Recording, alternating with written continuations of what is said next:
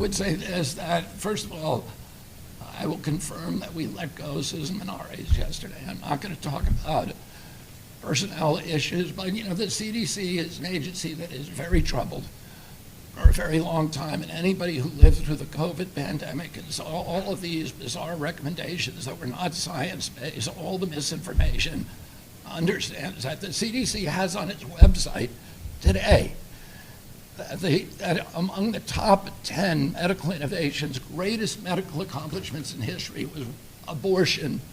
This is one of the greatest medical accomplishments because it keeps small families. Go to the website, look at it. Fluoridation, giving kids a toxin, and vaccines.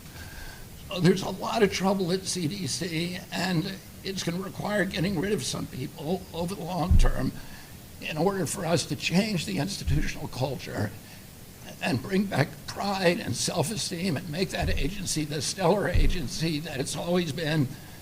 I'm very confident in the political staff that we have down there now that they're going to be able to accomplish that and ensure the competent functionality of that agency.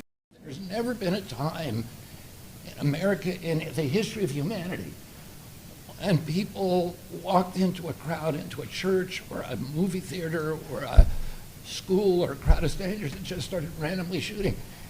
It's happening in our country. It's not happening around the world. And there are many other countries that have comparable levels of guns that we have in this country. We had comparable levels in the 40s, 50s, and 60s, and people weren't doing that.